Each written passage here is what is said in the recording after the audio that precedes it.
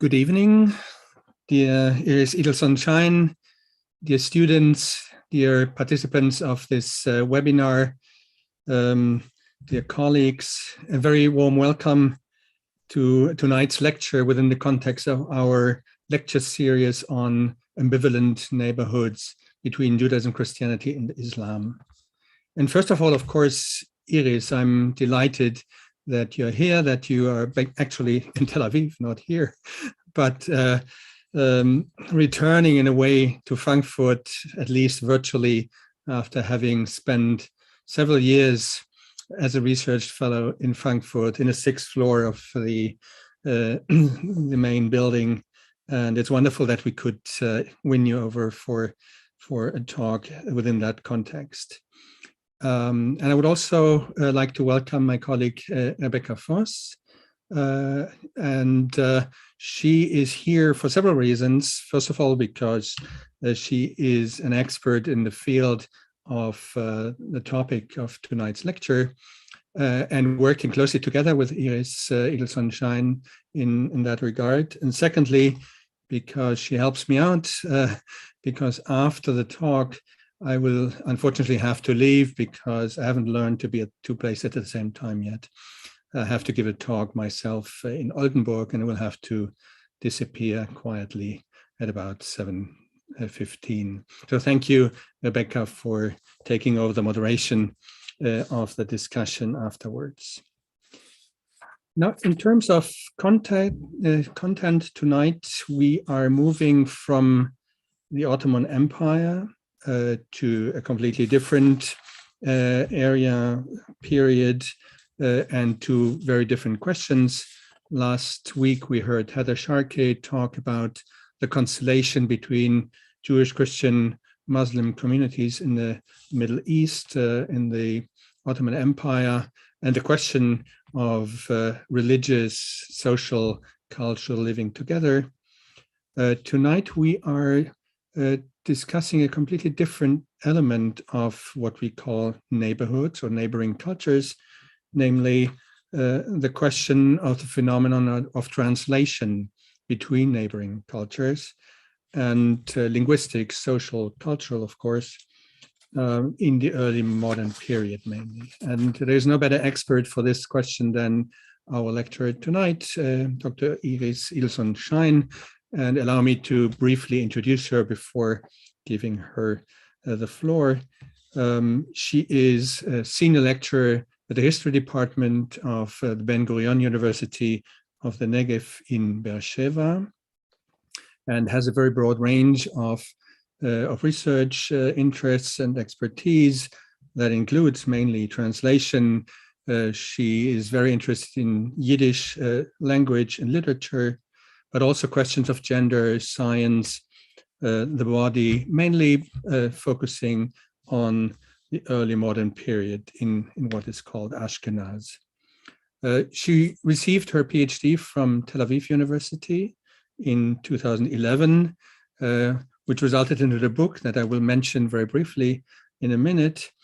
And she was then a postdoctoral fellow at several places, at the Franz Rosenweig Center in Jerusalem, but then I already mentioned it in Frankfurt as an Humboldt research fellow here and also in Munich. She was a fellow at the Katz Center, at the Katz Center for Advanced Judaic Studies in Philadelphia. But for us, mainly, we came to know her as a colleague here in Frankfurt for many years before she returned to Israel, to Beersheba, basically because she won a very prestigious grant from the European Research Council. And this grant is also the context of what Iris is going to talk about tonight. But let me mention a little bit from her publication list, mainly her book, which resulted from the PhD, which has the fascinating title, Difference of a Different Kind, Jewish Constructions of Race During the Long 18th Century. This is a fascinating book which deals with Jewish perceptions of otherness and race in the Enlightenment period. And then there's a book that I'm proud of being on the title together with her, which she initiated with a conference here in Frankfurt. The title is Monsters and Monstrosity in Jewish History from the Middle Ages to Modernity. It was published in 2019. The grant that I mentioned is devoted to a project that's entitled Jewish Translation and Cultural Transfer in Early Modern Europe, has the nice title JewTact. And we will hear more about it, I think, in a minute. It is a collaborative research project that includes a number of colleagues that she assembled in Beersheba, who are dealing mainly with translations from sources from the non-Jewish neighboring cultures into different languages, Hebrew and Yiddish. And we are very much looking forward to look at these processes of translation, cultural transfer, demarcation, and appropriation that we will learn to know as a part of neighboring cultures. So thank you so much for being here, and the floor is yours. Thank you so much, Christian, for that warm introduction and for the invitation. It's wonderful to present at Frankfurt at the Buber Chair. I wish I could be there in the flesh, but and to see my old friends, but it's great to connect remotely. I'm going to share my screen, so please just nod if you can see this.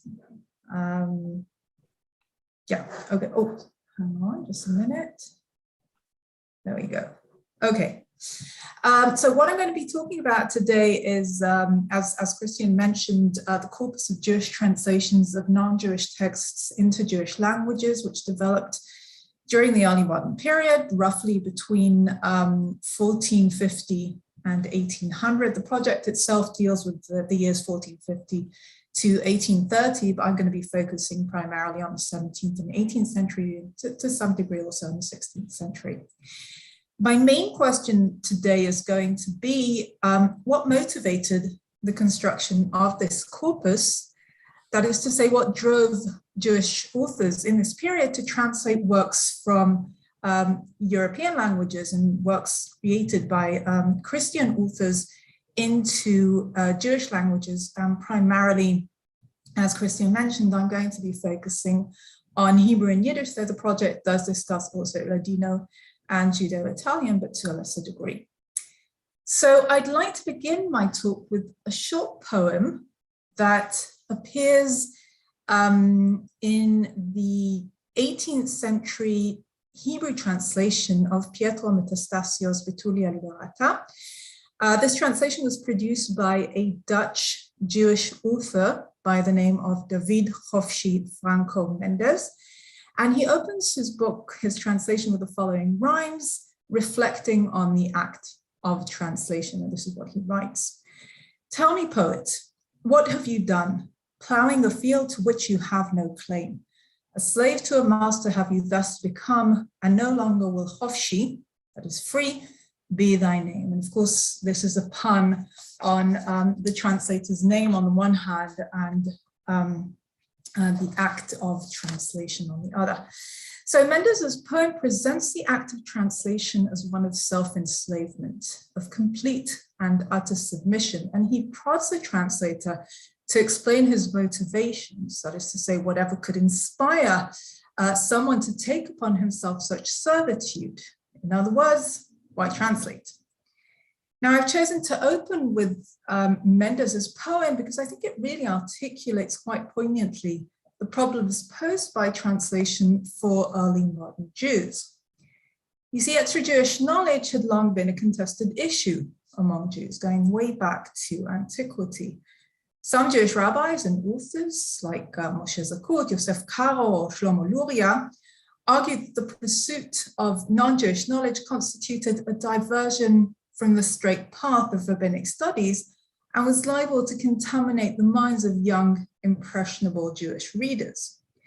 Others, such as Maimonides, the Vilna Gaon, or as we shall see later today, Moses Isserles, viewed religious and secular knowledge as complementary and permitted or even encouraged the study of extra-Jewish, or as as it was often called Greek knowledge, under certain conditions or at certain times. With the development of printing techniques in the early modern period, the concern surrounding the legitimacy of non-Jewish knowledge intensified, resulting, as Robert Bonfil has argued, in the necessity for redefining and restructuring the space between inside and outside, between licit and illicit readings, and between securely checked knowledge and its opposite. Now, this growing unease left its mark on the Jewish corpus of translations, which blossomed during the early modern period. Many translators of non-Jewish texts into Jewish languages felt the need to open their works with kind of apologetic prefaces in which they would explain their resort to the non-Jewish literary domain. The famous chronicler David Gans, for instance, elected to open the second part of his historiographic masterpiece, Tzemach David, by observing that many will open their mouths to scorn me and will find fault in my endeavor for having translated from the works of authors who are not of the children of Israel. So having anticipated his critics, Gans proceeded to provide precedents for the use of non-Jewish wisdom by such authorities as Maimonides, Yosef HaKohen, and Avraham Farisol. Now, this list of precedents would appear with some regularity in early modern texts, and Gans himself would in fact become an important addition to that list as the years would go by. Similar apologetics would also appear in Yiddish translations. In 1743, for instance, another Dutch author, Menachem van Ambivalente, published his own historiographical work, that is the Yiddish language Sheris Israel. Ambivalente claimed that the greater part of the work was based on domestic sources, and he mentioned specifically Gans's Tzemach David, Avraham Farisol's Igeret Orchot Olam, and the works of Menashe ben Israel. However, he notes that in some cases, these domestic sources couldn't suffice, and he'd had to complete the missing information from, quote, some non-Jewish books that are known to have been written by truthful authors, as Yosef Ben-Gurion did in his book, and he's referring, of course, to the supposed author of the beloved Sefer Yosifon. Now, Ambivalente didn't identify precisely which truthful authors had been used in his books, but later scholars have revealed that the book drew extensively on a Dutch translation of the book Histoire des Juifs by Huguenot author Jacques Banage. Significantly, in contrast to his treatment of his Hebrew sources, barring a solitary reference deep within the text body, Ambivalente did not mention Banage in his book. Now, this kind of obfuscation of the non-Jewish source was characteristic of Jewish translations of the period, and it reveals something of the translator's own ambivalence towards their literary and cultural endeavor. On the one hand, Jewish translators worked tirelessly to expose their readers to foreign texts which offered new ideas, discoveries, and ideologies. At the same time, they seem eager to protect the reader precisely from these innovations by camouflaging the foreign nature of their sources and by attempting to adapt their works to the norms, worldviews, and cultural realities of the Jewish literary system. This inherent ambivalence of translation within the early modern Jewish literary system begs the question, why translate at all? What propelled so many early modern Jewish translators to render foreign texts into Hebrew scripts? What did these translators hope to achieve? And how did they understand their position within the Jewish literary sphere? Okay. Well, previous attempts to answer the question of Jewish translators' motivations have by and large tended to present translation as a means to bridge the cultural gap between Christians and Jews. Scholars of Jewish history tend to view translation as an indication of cultural openness, a gateway to Jewish acculturation and so-called modernization. In his overview of the history of Jewish translation, for instance, the great scholar of translation Gidon Turi argues that having declined over the early modern period, translation was once again picked up by the Haskalah, that is the Jewish Enlightenment, which he writes, quote, aimed at bringing Jewish culture closer to the achievements of the surrounding cultures. According to Turi, the masculine took up translation as a distinct cultural strategy designed to bring about the creation of a modern Hebrew library. Turi's understanding of the role of translation in the Haskalah is closely linked to what has become known among historians as the so-called Modernization Thesis. That is the view that the 18th century constituted the dawn of a new age ushered by the Enlightenment. But over the past few decades, historians have begun to complicate this model. On the one hand, we have historians of the early modern period who argue that the rumors surrounding the innovative aspects of the Enlightenment have been greatly exaggerated. On the other hand, we have historians of the 18th century and of the Enlightenment itself who urge us to begin to understand the Enlightenment not so much as a coherent ensemble of ideas and values, nor even as a reformatory program, but rather as a polyphonic and deeply reflexive intellectual movement, a reflection on modernity, perhaps, if you will, rather than its harbinger.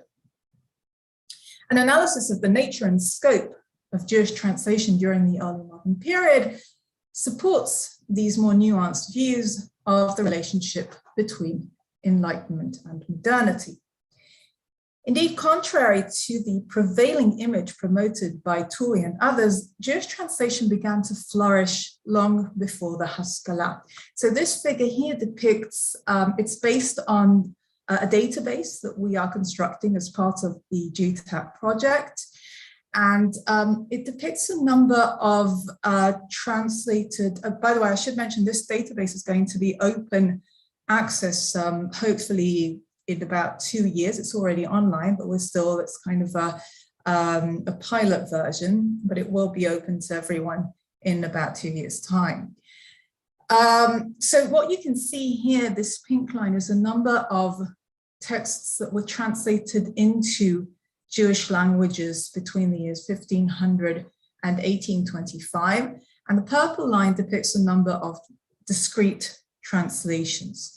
So while you can see that there was an increase in translational output towards the end of the period, that is from the final quarter of the 18th century, when the Haskalah, the Jewish Enlightenment, is considered to have begun to thrive, translation did actually blossom much earlier. And there are some changes. There'll be more translation into Hebrew in the later period and more translation into Yiddish in earlier periods, and translation, the centers of translation, the geographical centers will move around a little bit, but you can actually see that translation was not in any way a new phenomenon in the late 18th century. It began to blossom much, much earlier.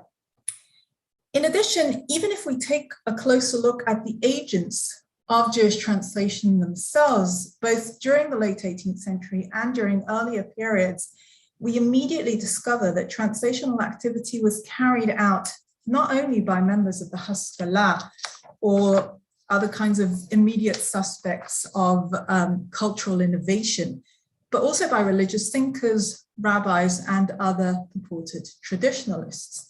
And here you can see several examples of translations that were either produced by rabbis themselves or rabbinical thinkers, or commissioned by them, both in the 17th century and in the 18th century in Italy and in Ashkenaz.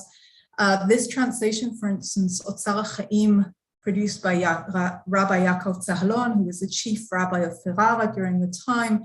It's a translation of a Latin work. There are many other translations that were produced by Rabbi Zahalon that have been revealed both by myself and by other members of the project, Magdalena Janoshikova and Elvia Gorin. There are other translations here. Interesting ones are particularly Rabbi Solomon of Cherm's translation of Matthias Seuter and Christian van Adrichem, which we'll come back to in a few minutes, and which was discovered by Rechav Rubin.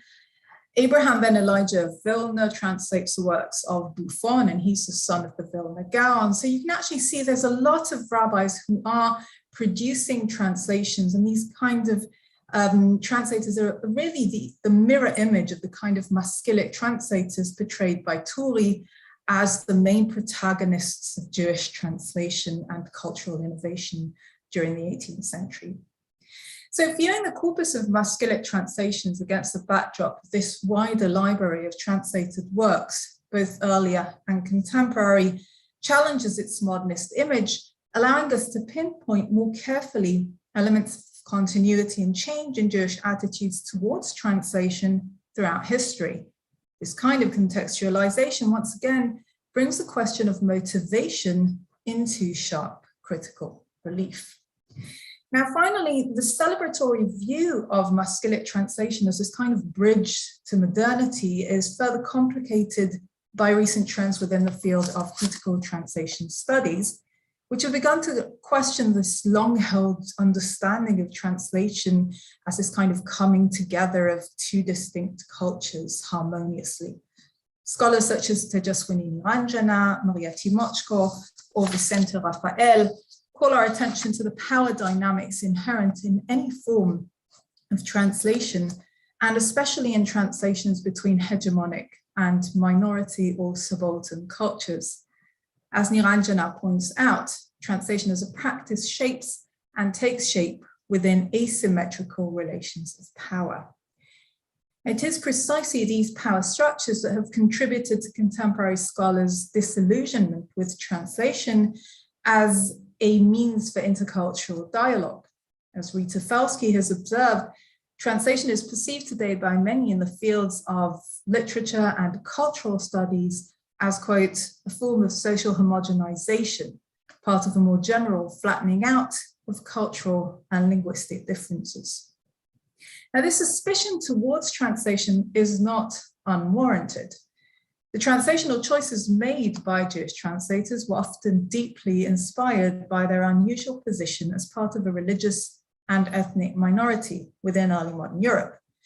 Nevertheless, looking at the paratext of early modern Hebrew and Yiddish translations, we encounter a complex understanding of translation, which challenges both the celebratory view of translation as a kind of cultural bridge and the more pessimistic or cynical view of translation as a kind of cultural abyss. In fact, Jewish authors and translators seem to have shared modern scholars' apprehensions concerning the cultural hazards posed by translation.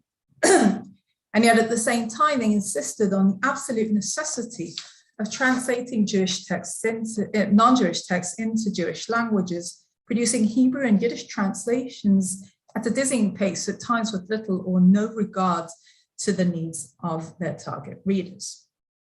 So how did these translators navigate between their own vigilance towards non-Jewish culture on the one hand, and their choice to translate foreign works on the other? And I should very briefly mention here that I'm going to be looking at the paratext of Jewish translations during this period to answer that question, but I'm not claiming in any way that these paratexts give us any kind of unproblematic access to the real motivations of Jewish translators. There may, of course, be hidden agendas.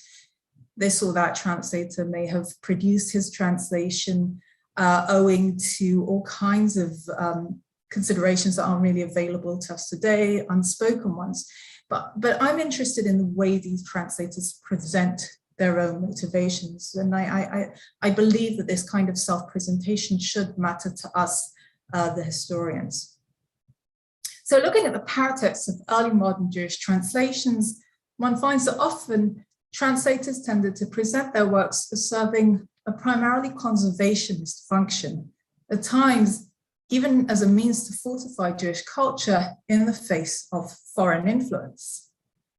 This somewhat unintuitive understanding of translation appeared with exceptional regularity in both Hebrew and Yiddish translations of works from different languages, spaces, periods, and genres. In contrast to the more standard justifications of a didactic, literary, financial, or cultural nature, these conservationist justifications seem to reflect a pointedly Jewish understanding of translation, a point of view which corresponds with the unique status of Jews as a European minority community which aspired to preserve its distinctiveness, while at the same time maintaining close ties with the surrounding majority culture. So here I'd like to focus on three major motivations, which often appear in Hebrew and Yiddish translations from the beginning of the 16th century to the end of the 18th century, namely the notion that translation is a means for fortifying Jewish faith, the notion that translation is a means for reclaiming lost Jewish knowledge, and the notion that translation is a form of cultural gatekeeping. A closer scrutiny of each of these motivations affords a view into the specifically Jewish understanding of translation as it emerged in the early modern period, and perhaps more generally of a specifically Jewish understanding of Jewish-Christian relations and cultural contact. So I'm going to start with the first motivation, the notion that translation is a means for religious fortification. And this is perhaps the most widespread justification which appears in early modern Jewish translations. And it attributes religious value to the non-Jewish source in spite of, and in some cases specifically because of, its Christian origin. And often this explanation will bear distinct polemical dimensions. One interesting example is offered by the Yiddish Geography Sefer Tlaot Moshe, published by Moses ben Abraham the proselyte in 1711.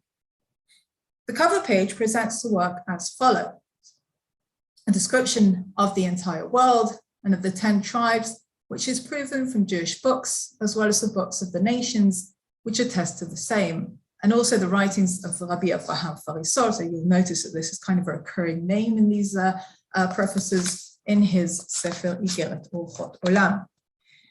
So while the book presents itself as a synthesis of various sources, as Chonesh Meruk and Israel Bartal have shown, Sefer Tlaot Moshe is for the most part a translation of two particular sources. So the first one is the domestic source, which is mentioned by name on the cover page, and that's Avraham Farisol's Igeret Orchot Olam.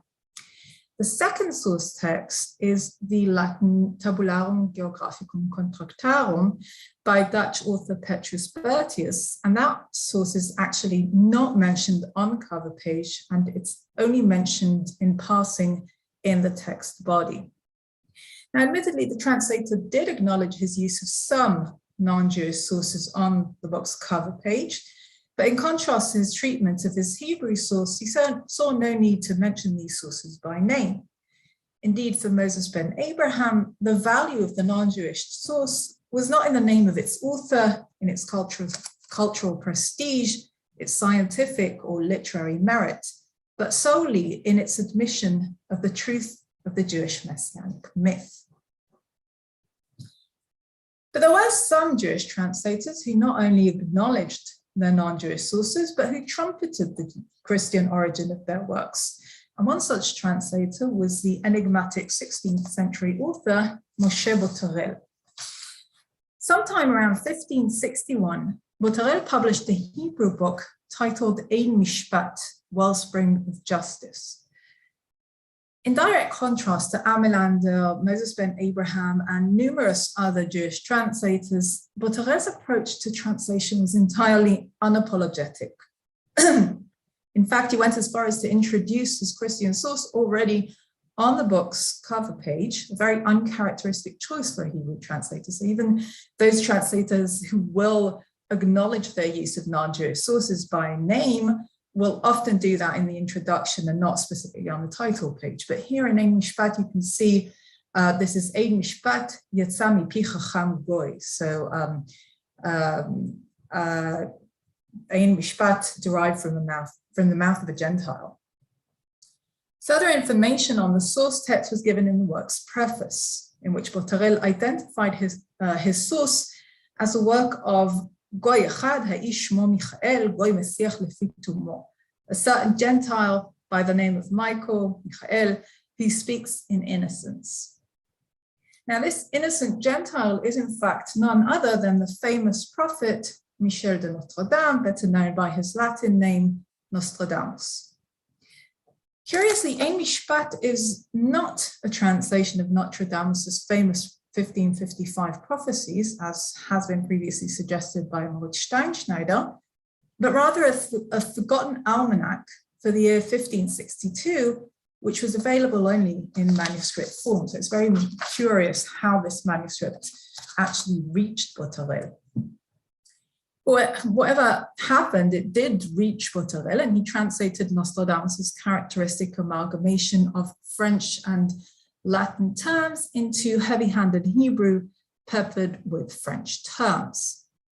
Now, just to give you kind of a sense of what the translation looks like, here is Botarel's treatment of the prophecy for April 1562, and you'll be able to see that the translation is quite literal. It's an almost word-for-word rendition of the French source.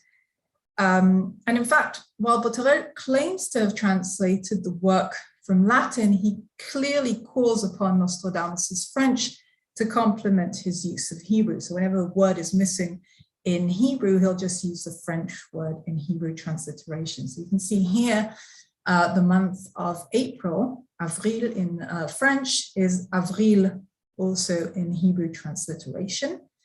The French word for gray, gris, is translated into gris, grisim, for lack of a better Hebrew term, and so on. This goes on throughout the translation. Now, Botarel does occasionally stray from his source to neutralize distinctively Christian terms. So, for instance, when the source will praise our Lord Jesus Christ, Botarel will praise our Lord God instead. Or here where Nostradamus writes about Notre Beatissime Sanctete, our blessed saint, Botarel will simply translate this into the Pope, Happy Fior. Still, at the same time, he had no qualms about translating in its entirety a letter to the Pope, which was appended to the manuscript. So you can see that here, it's the whole letter. So at first glance, Ein Mishpat appears to be an entirely faithful Hebrew rendering of a Christian text. But closer scrutiny reveals a much more nuanced view of translation, which characterizes Botarel's treatment of his source. Now, to really understand what's going on here, Botarel's kind of attitude towards his source requires a careful intertextual reading of the book's paratext, and specifically its cover page and its preface. I'm not going to be able to exploit all of the richness of this beautiful text here, but I am going to kind of give a few examples of this kind of coded conversation which Botarel initiates with his Jewish readers, and which I think is a key to understanding the translation in its entirety and his translational method more generally. In fact, it seems to me that it is these paratextual measures which allow Botarel to produce such an uncharacteristic early modern Hebrew translation. So let's begin to crack this carefully constructed code by looking at the title page, which identifies the work as one describing Geulatenu v'pdut nafshenu, our salvation and redemption. This Jewish messianic message is referenced once again in the introduction, in which Botarel explains his choice to translate Nostradamus' almanac, writing that, "I have seen the great desire among the learned and the unlearned, that the day will come when we shall reach our longed for wish." So it sounds all very promising, but if you actually progress from the opening, the cover page and the preface into the text itself, you'll find that the book itself is a collection of grim prognostications replete with natural calamities, disastrous plagues, bloody wars, monstrous births, and so on, with which Europe shall be tormented over the year 1562. And this is classic Nostradamus stuff. There's nothing really very unusual about this particular translation. So this raises the question, who exactly is going to be redeemed and how? Now, it seems to me that Botarel anticipated his readers' bewilderment at the stark difference between the cheerful introduction and the book's somber content. And he explains that the work speaks of the good that awaits us in riddles and in scattered places, divided and dispersed here and there in small portions.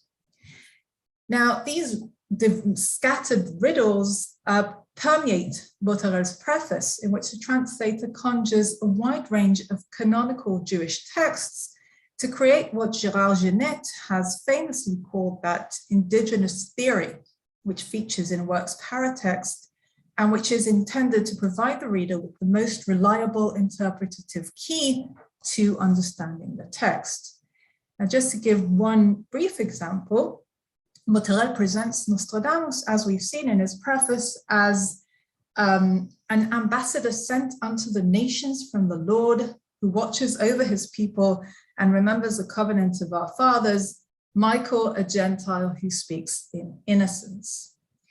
Now, this presentation hinges on a well-known halachic notion, according to which a Gentile's testimony is admissible only when the speaker is not aware of the fact that he is in fact offering testimony.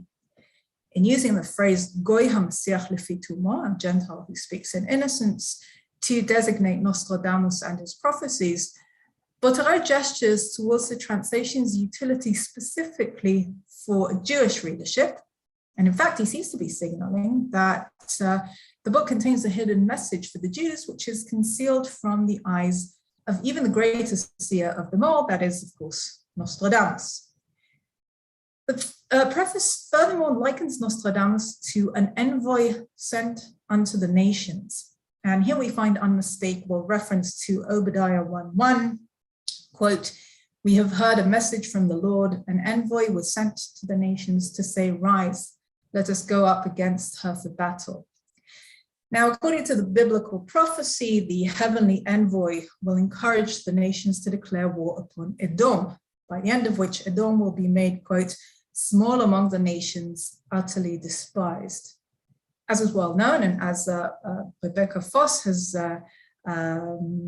strikingly shown, in European Jewish imagination, Edom is a very loaded term, and it's often identified with Christianity and bears polemical kind of baggage. Botarel's dense preface thus integrates several separate prophetic traditions to thicken the meaning of Nostradamus's enigmatic prophecies and to harness the French seer's grim prognostications to the Christians to deliver an empowering message to the Jews. Botarel's En Mishpat then offers a striking example of what I would call a two-faced translation, which appears faithful, even submissive to its source, but is in fact deeply subversive. So certainly an Ambivalente Nachbarschaft, if there ever was one. So I move now to the second closely related justification, which full translation, which appeared in early modern Jewish translations, and that is the claim that translation from European tongues is actually a form of reclaiming lost Jewish knowledge. Now, this understanding of translation stems from the age-old myth surrounding the Jewish origins of science and philosophy. This myth originates already in antiquity. For instance, Josephus, the Jewish historian, claimed that it was Abraham who taught science to the Egyptians, who then taught it to the Greeks. In the Middle Ages, the myth of the Jewish sources of knowledge began to appear frequently in the works of Jewish authors such as Yehuda Halevi, Maimonides, and Emanuel Aromi, all of whom used it as a means to justify their interest in extra-Jewish science and philosophy. These authors believed that all knowledge had already been given to humanity in the Bible, whether in revealed or concealed form. However, the Galut, Jewish diaspora or exile, had brought about a decline in the Jews' ability to perceive these truths, and so the Gentiles usurped the original knowledge of the Jews. In the late Middle Ages, the myth was harnessed by Jewish Hebrew translators, such as Eli ben Yosef Chavelio, Ashtoria Falchi, and others, to justify their Hebrew translations of Latin works. As the centuries progressed and suspicions towards non-Jewish knowledge intensified, it began to appear with increasing regularity in Hebrew translations of the works of Christian authors. And an interesting example of that is found in one of the translations that I've already mentioned, that is Solomon of Cherm's Chog Haaretz, Circle of the Earth. The work is an 18th century Hebrew geography of the Holy Land. And as I mentioned, Rechav Rubin has shown that this is actually a translation in large part of two Latin sources, the Dutch humanist Christian van Adrich's Theatrum Terra Sancta and the German mapmaker Georg Matthäus Zeuter's Atlas Novus.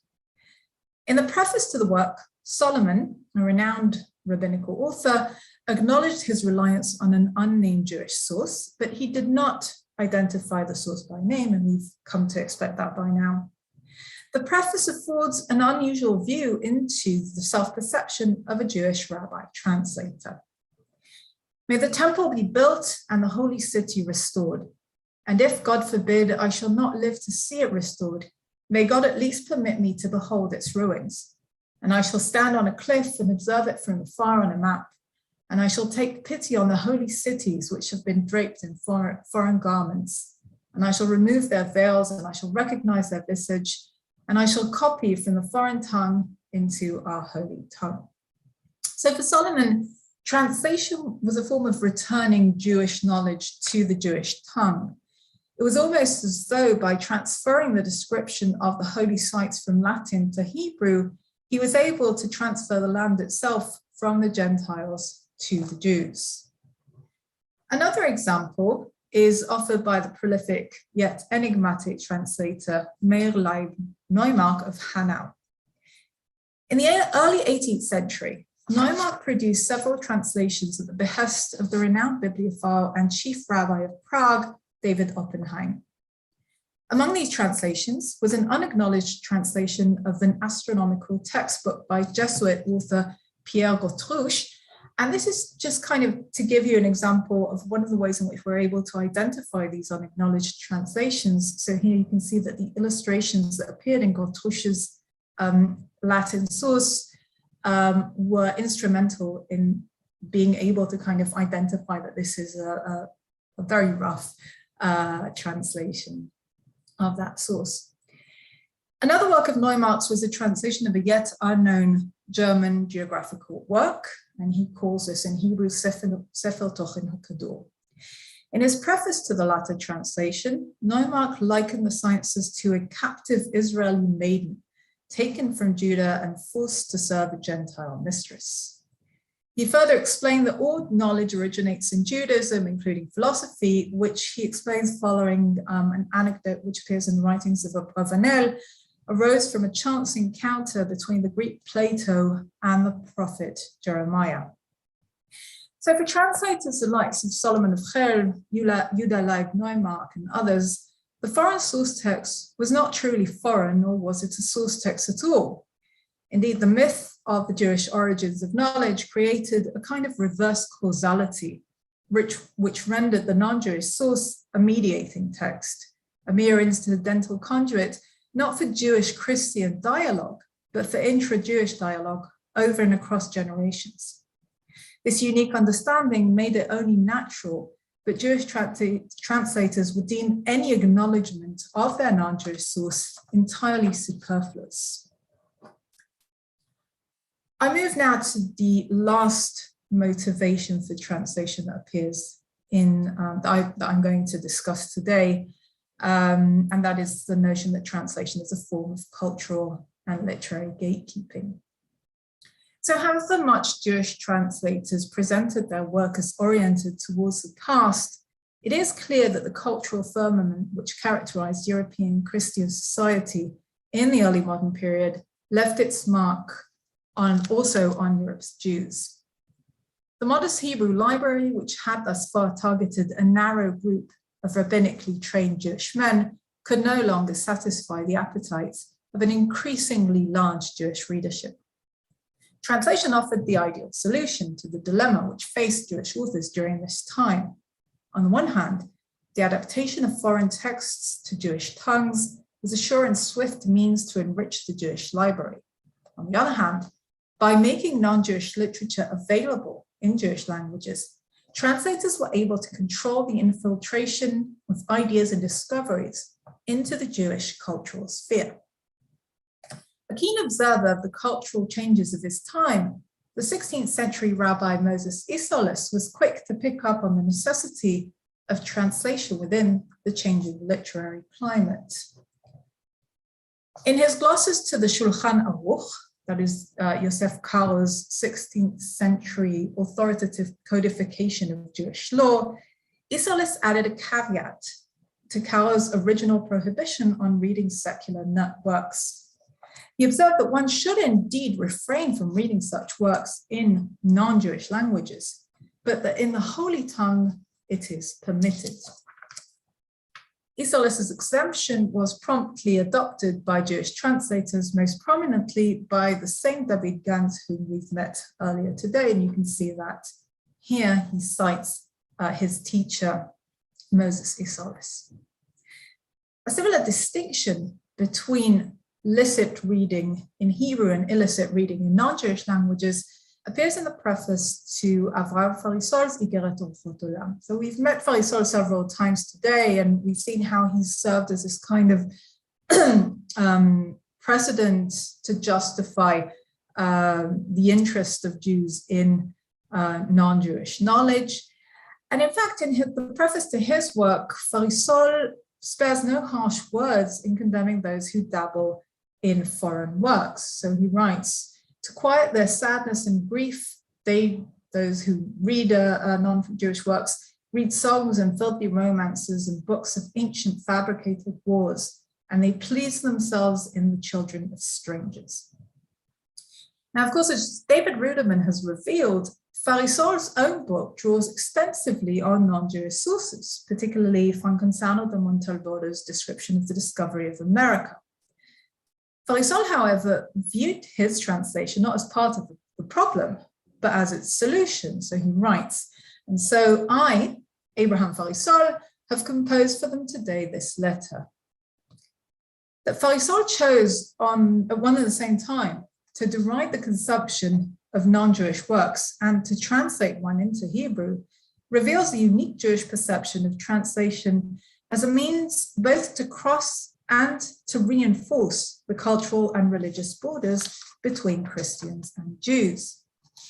Similar descriptions will appear in the works of many other early modern Hebrew authors, including the Chatam Sofer, Avraham Yagel, Pinchas Horowitz, and Yuda Leib Neumark, who's stretching his analogy, equating the sciences to an abducted Jewish maiden, writes, and she will sit alone and shake her head, mourning and lamenting, and those who aren't interested in Jewish science, will empty their possessions of her and please themselves in the children of strangers. So you can see that this verse from Isaiah 2:6 is repeated in many, many of these discussions. The ever perceptive 18th century Rabbi Jacob Emden offers a particularly rich variation on theme. Emden begins his discussion with the traditional myth of the Jewish origin of wisdom, explaining that there is nothing new in the works of the Gentiles and that all scientific progress is merely Jewish wisdom in Christian garb. He goes on to remind his readers of the Talmudic prohibition of the reading of so-called external books, pointing out to its contested nature. Finally, he explains that his own writings offer the ideal solution to the problem. This is what he writes. I have brought unto you all the good parts of the morals of those of the nations known for their wisdom. And God knows and is witness to the great pains to which I have gone and all the toils I have undertaken for you, so that nothing of the morals will escape your attention in whatever language it is written, and also to save you so that you do not approach the doors of their houses and drink their evil waters, and so that you are not taken captive in their fortress. So translation emerges here as a selfless act of courage in which the translator puts himself at risk and ventures into the volatile realm of foreign words for his readers' benefit. A similar portrait, no less dramatic in fact, is painted by Rabbi Shaul Halevi of The Hague in his approbation to a translation of Euclid's Elements produced by Rabbi Baruch of Shklov. And this is what he writes. Since we have been exiled, wisdom has been lost and foreigners have taken it over. And again, this is the myth of the Jewish origins of all knowledge. But if an Israelite should navigate among the nations to learn sciences from foreign books, waves of foreign knowledge will divert him from the straight path. And now the great and excellent Rabbi Baruch of Shklov has arisen to print the book of Euclid in the Holy Tongue, to restore the crown to its glory, to its original splendor, and wisdom to its proper dwelling, so that Israel shall not need another nation. The Halevi, Emden, and other Jewish rabbis said, in an era of increased Jewish thirst for knowledge, translation served as a kind of floodgate against the rising tide of foreign words. Now, significantly, this view of translation as cultural gatekeeping characterized not only rabbinical thinkers, but also thinkers of the Jewish Enlightenment. This is evident, for instance, in Mendes's poem, with which I opened our discussion today. As you may recall, the poem depicts the views of a hypothetical critical reader who prods Mendes to explain his actions in translating Metastasio's Italian into Hebrew. At first, the poem seems to echo the traditional suspicions surrounding the importation of foreign works into the Jewish literary sphere. And yet, in its very last verse, Mendes's poem takes an unexpected turn. The grumpy reader concludes his tirade on translation by pointing out to the translator, know that your labor has been for naught. The Hebrew tongue is no longer in season. Knowledge is no longer sought, and no one heeds the cries of reason. In Mendes's view, then, the enemies of translation are not those obstinate guardians of tradition, members of the rabbinical or religious elite, but rather those who've turned their backs on tradition, on the holy tongue of the Jews, and of the sacred pursuit of knowledge. In a different work from around the same period, Mendes further elaborates on the same theme. I have been alarmed to see small foxes from our people eagerly consuming the nonsense of Gentiles, whose lips spew lies and foul thoughts, and they have defiled the honor of the pure and holy tongue and the language of learning and of science. Mendes's own translations are introduced here as a means to combat the phenomenon. In describing his method of utilizing the works of Metastasio and Jean Racine, Mendes explains that he had, quote, descended unto the garden of their poetry and found bell and pomegranate in their words, and I consumed their fruit and threw away the peel. Mendes, and while a maskil, seems to share with his many Jewish contemporaries the notion that the words and even the languages of the Gentiles are potentially hazardous. It is only the skilled translator who's able to carefully diffuse these words and to bring whatever benefits they offer back home to a Jewish readership. The translator is thus an indispensable part of the process of cultural transfer. It is his responsibility to moderate the flow of foreign culture into the Jewish community and to prevent at one and the same time both cultural isolation and cultural assimilation. So to conclude, in a lecture delivered in 1813 to the Royal Academy of Science in Berlin, the German philosopher Friedrich Schleiermacher argued that there are really only two possible approaches to translation. Quote, either translators leave the writer in peace as much as possible and move the reader towards the writer, or they leave the reader in peace as much as possible and move the writer toward the reader. And this is an incredibly famous kind of quotation of Schleiermacher's.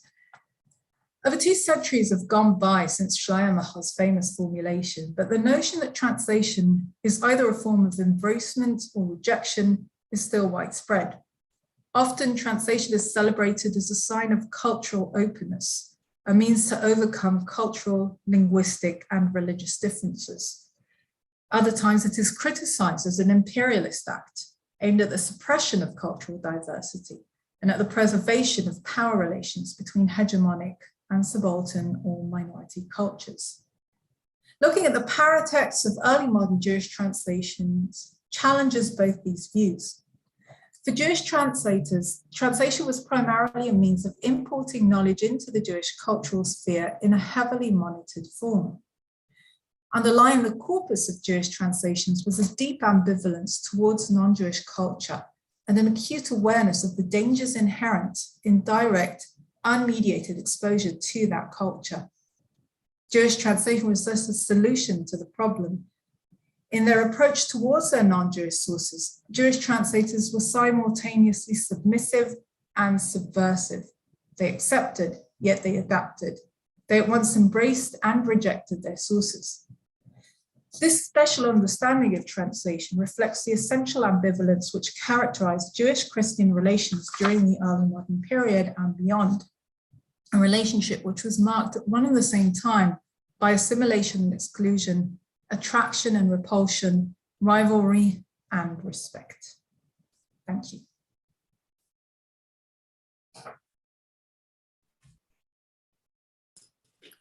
Thank you so much, Iris, for a wonderful paper. It's always a great pleasure, of course, to hear you talk about the project. Early modern Jewish translation brings or opens up a new vista on our topic of ambivalent neighborhoods, and the material you brought makes it very clear that it's a shared space which is contested and shared. So I think we have a lot of food for discussion today. So the floor is open for questions and comments. You can either raise your hand or write your questions in the chat and I will read them.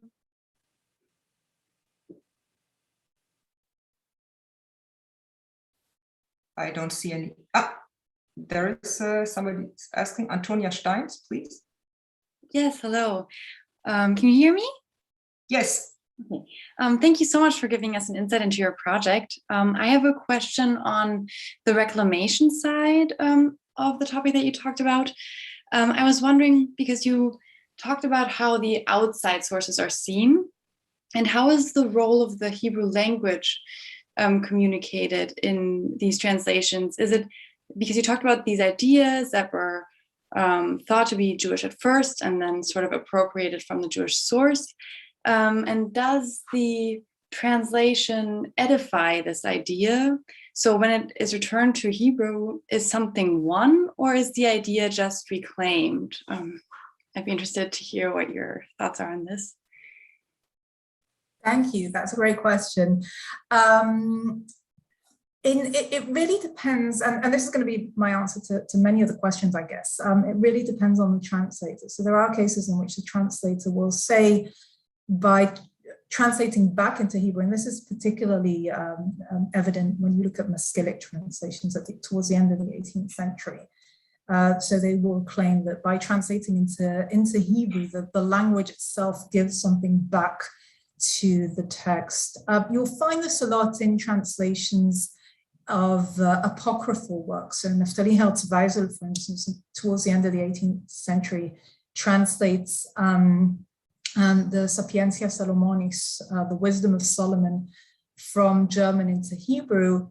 And he ponders the question of how do I deal with the fact that this kind of captive maiden, right, that Neumarkt talks about, has been kept for so long in Gentile hands, and maybe she's been corrupted. But then he says, like, to turn this back into a Hebrew text, to reclaim it, not only for the Jews, but to reclaim it indeed into Hebrew, gives it back some of its purity, in a sense. So you'll find that in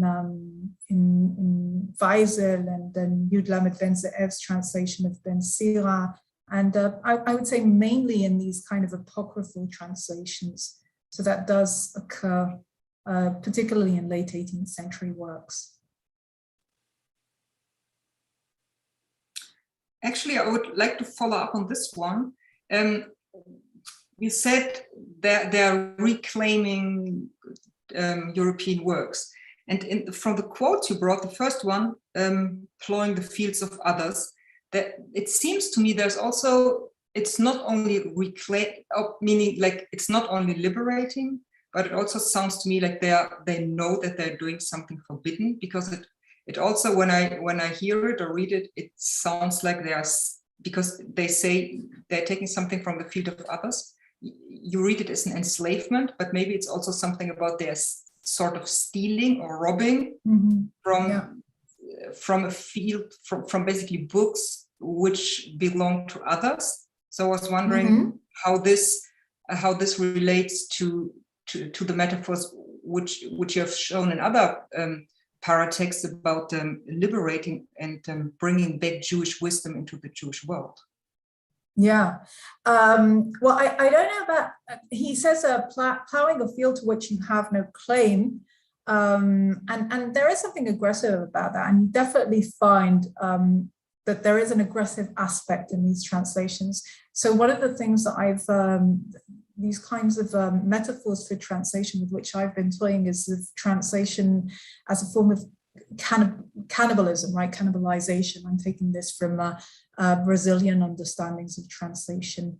And I think, yes, they definitely do sometimes view this as an aggressive act, a way of revitalizing Judaism by aggressively taking works that aren't Jewish and bringing them into Jewish languages.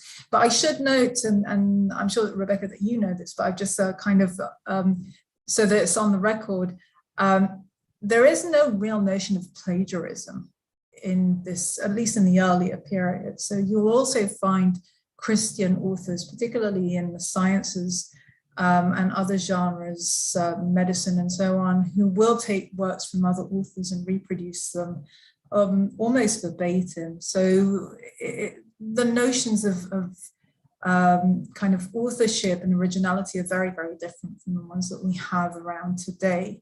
I always like to mention that when the first definitions of plagiarism begin to appear towards the end of the 18th century in dictionaries, many of them are in and of themselves plagiarized. So it kind of gives you really a sense of how deeply entrenched these norms of authorship are. Are there further questions? Don't be shy. That's a great opportunity to ask questions and to discuss early modern Jewish translations. I do have many questions. So in the meanwhile, I was wondering if you can say a little bit about the identity of the translator. Are there differences in the concerning how they legitimize their translations? Say a rabbi translates, or somebody's writing in Yiddish, or you also mentioned Abraham the proselyte. So he's a convert to Christianity. And so from Christianity. He is a convert to Judaism from Christianity. So he has a whole set of different notions and a whole different cultural background. So I was wondering if you can say something about that. And also I was interested how, because I know his work and his translation, and he displays a very solid background in he's in Yiddish and Jewish culture. And there has been one author claiming that he's actually a reconvert, that he was Jewish first and then converted to Christianity and then back to Judaism, which I'm not sure about. But his argument is that his background in Jewish religion and culture is so strong, and his Yiddish also is like a native speaker. Yeah, it's very enigmatic. He's definitely an enigmatic figure, because when you look at other translations by converts into Judaism, sometimes I'll just get basic things wrong. There's one convert, for instance, on whom Rechav Rubin has also worked, who I think it's in the Amsterdam Haggadah, but I'm kind of blacking out at the moment. But there's this one convert who translates and copies a map like Solomon of Cherem does, and it's a map of the temple in Jerusalem, and he forgets to remove a cross that appears atop the roof. So kind of you'll see that sometimes these mistranslations will appear to be more ubiquitous in the works of converts. And I tend to agree that Solomon, Moses ben Abraham is a very idiosyncratic figure. It's an interesting, I wasn't aware of the fact that there was someone who claimed that he was a reconvert into Judaism. I think that's a very interesting notion. I don't know if we'll be able to ever know if it's true or not, but it's definitely interesting. The question of whether or not the identity of the translator makes a difference or dictates the kind of motivation that they will present is interesting. I've tried to think about it in the context of Hebrew and Yiddish translations. So my gut feeling at first was that Hebrew translators will tend to be more vocal about, needing to legitimize a translation in general, because Yiddish is always in this kind of tangential position where it's suspected to be a language of translation, and often these texts won't appear with any kind of preface. And I found that the discussion of the myth of the Jewish origin of knowledge is more widespread in Hebrew translations, but it does appear in Yiddish ones as well. And again, particularly in translations of apocryphal works from German into Yiddish, or from Dutch into Yiddish, or perhaps even from Latin into Yiddish, we have this kind of one borderline case. You will find it there. So I haven't actually been able to find different how the identity of the translator will systematically dictate what kind of motivation they'll present, apart from the masculine, because the masculine are very clearly located within the third paradigm of translation. So they will say, we are translating so that you don't have to read these texts in non-Jewish languages. So we are the avant-garde who translates for you. We have another question, Patrick Koch. Hi, can you hear me?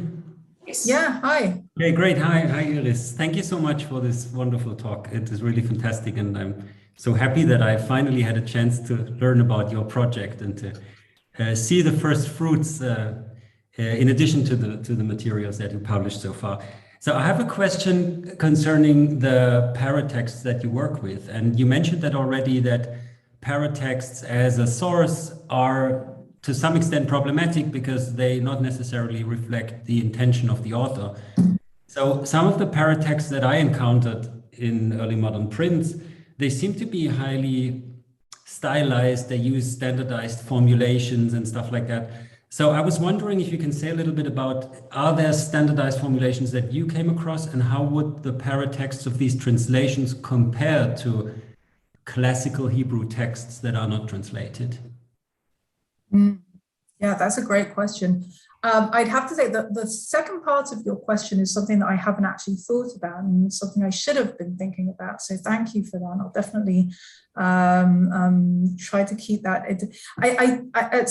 My sense is that I sometimes get so involved in this comparison between the Jewish and the non-Jewish texts that I sometimes the intra-Jewish dimension is a bit gets obscured. So definitely something to look into, how these compare with paratexts and prefaces of works that aren't translations. Concerning the question of style and what the paratext, to what extent we can actually reach any kind of intent, the author's intent. To me, I'm not so much interested in the author's intent or the particular intent of this or that author or their agendas. I'm more interested in the style itself. And I think it's one of the questions that always come up when I wrote this article, for instance, of one of the reviewers, the main comment was, well, they're just saying that, but in fact, they do want to promote, Jewish-Christian contact, or they do want to. So Saad Svatman, for instance, has written a beautiful dissertation on the Yiddish translations, and she argues there that most of these translations were produced because of economic interests. And then they'll just say that the Yiddish translators will just say, we are here to reclaim Jewish knowledge, or we're here to, this has religious value, and so on and so forth, because they just feel bad about saying, well, we translated this because we want to produce a bestseller. It's quite possible. I mean, these could absolutely be just, cliches or requirements of the Jewish literary system. But that's precisely what's interesting to me, how these translators, what they feel that they need to say in order to legitimize this kind of intercultural contact and the borrowing and taking from the works of non-Jewish authors. Yeah, thank you. Actually, this quote from Isaiah, they please themselves in the eyes of strangers, reminds me a bit of the criticism of Yiddish works when like the Boverbuch and other like European belles lettres are criticized. People are criticized for reading these books on the Shabbat instead of Musar works or other edifying works. So I was wondering, maybe these criticism also, that the same quote is used or same metaphor, I don't know, but the content is very similar, right? Yeah, I think in the case of Yiddish, one of the things that come up, I mean, we keep reading these this kind of critique of Yiddish translations of works like Kaiser Octavian and the Boverbuch and so on, as being really related to the use of non-Jewish sources. And there is that it's there, but on the other hand, we need to constantly take into account that these same authors who will criticize translators of works like Kaiser Octavian and Ziegenot and so on will themselves produce translations. So to me, it seems like, yes, they absolutely do have this notion of who the right, I mean, it's also a question of who the right translator is, who has the right to kind of dabble in these non-Jewish works and bring them back into the Jewish community, who has the authority to be the gatekeeper. And I sense that in these Yiddish translations, the question of who the gatekeeper is, who that authority is paramount. And it's a question that has a lot to do with class, perhaps even more than it has to do with religion. Because in fact, you'll find the same kind of critique against, chapbooks and epics in German literature as well. Not in the context of translation and intercultural encounter, but just in the sense of, why are you reading this kind of pulp fiction? Mm-hmm. So everybody can still jump to the discussion. I do have another, Helen Schibilla. I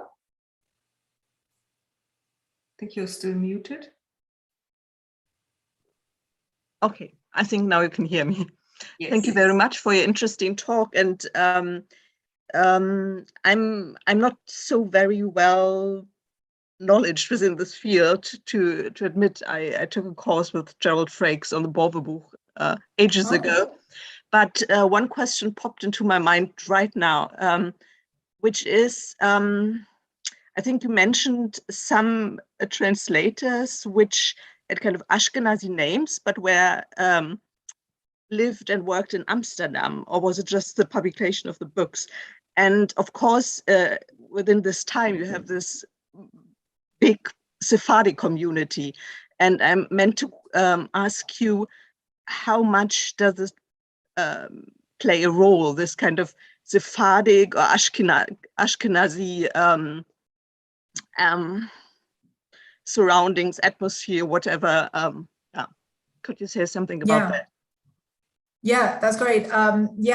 It plays a role. My project is primarily focused on Ashkenazi translators for two reasons. One is that most of the translations into Jewish languages will be produced by Ashkenazi translators. And I'll say a bit more about that in a second. And the second is that these are translators who've received very little attention, except in the context of Yiddish. So of course, Frakes, whom you've mentioned, has worked on translation into Yiddish, Sarah Tzvatman and Erika Tim and many, many others. But translations by Ashkenazi authors into Hebrew, and of course, Rebecca has worked a lot on translations into Yiddish. But translation into Hebrew by Ashkenazi thinkers is something that has, up until recently, been considered to be a non-existent phenomenon. In fact, if you look at Tooley's, path-breaking work on translation, it's really wonderful work that he's done in translation. But when he gets to the early modern period, he says, there was translation in the Middle Ages, there was translation in the modern period, and in the early modern period, nobody did anything. So one of the aims of the project is to try and correct that kind of misconception. But in the context of Ashkenazim and Sephardim, and we should also mention Italians as well. So there are three important communities. I should say that we treat in the project as a Jewish translation, a work that appears in Hebrew script. Now, this is debatable because for Sephardim, as you rightly point out, translation, a Jewish language could also be Portuguese, right, or Spanish. We do work on Ladino translations, but we don't work on translations into non-Hebrew script.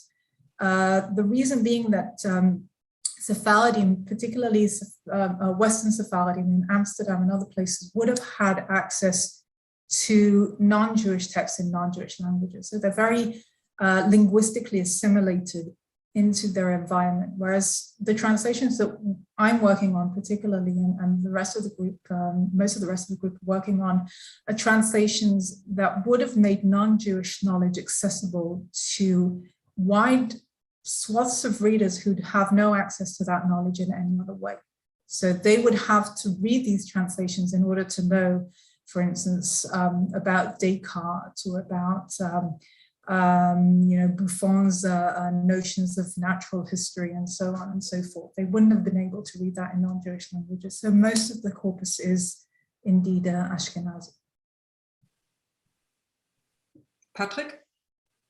I have another very general question, and I hope that I didn't miss that in your talk, but some of the materials that you showed that were in manuscript, and many of them were printed. Could you say a little bit more about the popularity of these works? Were they printed frequently? Was that something that was widely accepted by a Jewish readership, or was there conflict and tension? Yeah, well, I have to say that I was surprised at how little conflict there actually was. When I entered this project, my initial sense was that the reason why so many translations were concealed, and this is obviously the main challenge of the project, is to discover just how many translations there were. And it's a huge challenge because most of these translations appear, well, maybe not most, but about half of the translations that we have in the database right now appeared as either entirely unacknowledged translations or only partially acknowledged. Very few translations really present themselves as translations and acknowledge their sources by name. So my expectation was that this kind of obfuscation of the source, or this production of concealed translation, had to do with the fact that translation was frowned upon by Jewish authors in that period. And I found this to be only partly true. I mean, there doesn't seem to have been much controversy. There was controversy surrounding specific translations or works that drew on non-Jewish works, such as De Rossi's Orenaim and other specific works. But the controversies very often had to do with other issues, not translation. As I mentioned earlier, when you look at translations of Yiddish works, the problem is a problem of genre more than it is a problem of I think translation per se. But there was something I want, in terms of reception, again, I think that the thinking about it in terms of community comes in handy, because most of the manuscripts that I have manuscripts from Ashkenaz, but a lot of the manuscripts that we have in the project are manuscripts that were produced in Italy. And again, I think this has to do, and this is also confirmed by Ahuv Goren, who's working on these Italian translations. So he says that one of the reasons why a lot of this is in manuscript is the fact that they're really just, there's really very little need for such translations, because Jews in Italy are able to read the sources in Italian. And my sense is that in Italy, this is really kind of a continuation of the medieval tradition, more than there's a real need for any kind of translation. But in Ashkenaz, the translations, and here it would depend into which language, the translations into Hebrew, obviously very few people are able to read them, but they are quite read. Works like Tuvia Cohen's Masa Tuvia, which is kind of an eclectic collection of both Tuvia's own original ideas, but also translations of other works, are published in many editions. And also works that were produced in Italy, like Farisol Zigarator Fotulam, become very popular in Ashkenaz, while in Italy, they don't seem to have played much of a role. And of course, the Yiddish translations are very, very popular. So you have works like Eulenspiegel and Die Sieben Waisenmeister and, the 1001 Nights is hugely popular during the 18th century. It comes out in several translations. So, I guess it depends on the language, the community, and so on. One more example that came to mind, I don't know if you work on that too, but when we were working on our database, we came across quite a lot of translations of Robinson Crusoe. That's another text that is highly popular, apparently. Yeah. Well, I've actually written on Robinson Crusoe, and these are fascinating translations. The translations of Robinson Crusoe that I've worked on are translations not from Defoe's original English, but from Campe's German adaptation. Robinson,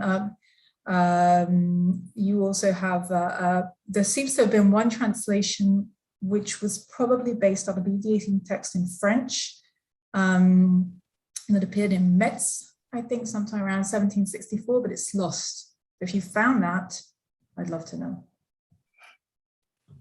I'll check. I don't remember, but I'll check. I had two more questions. That the first figure you showed on the presentation, there was a huge peak around 1600. Yeah. Can you say anything about that, or that? Why is that? Yeah. And the other ones, obviously there are pictures in the translated books. So I was wondering if are those pictures also translated, or are they appropriated? Are they adapted somehow, or are they just from the sources? Okay, so that's a great question about the peaks. So can I share my screen again and show that that peak in around 1600? I think so. Let me just get to the right slide, and then I can share this with you. And it's a good question, because it kind of speaks to one of the methodological problems that we have with the database, which perhaps you'll be able to help in tackling. So you'll see that there are peaks around every beginning of the century. Not just, there's this huge peak here, which I'll talk about in a minute, but there are also peaks around 1500, 1600, 1700, again, another peak around 1800. So the reason is that often we don't know when exactly the translation was produced. We know that it's sometime in the 18th century. And what I've done is I've chosen the earliest possible date. And usually that'll just be for a translation that I know was created sometime in the 18th century, that will be 1700 or sometime in the, so these peaks are kind of like, that's one reason for these peaks. Another reason for this particular peak, so as I said, that we differentiate between what we call macro texts, which are the target texts. A macro text is a target text that includes several translations.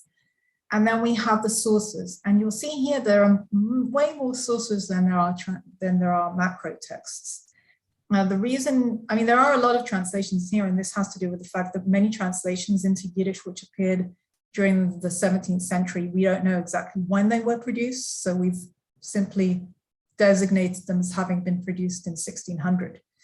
But this peak here has to do with the Wallach manuscript, which you know well, and on which Diana Matuta's worked, which is just a huge collection of 40 works that were translated into Yiddish. And so here in the purple line, it's one translation, but in the number of translated texts, it's a very large amount of translations.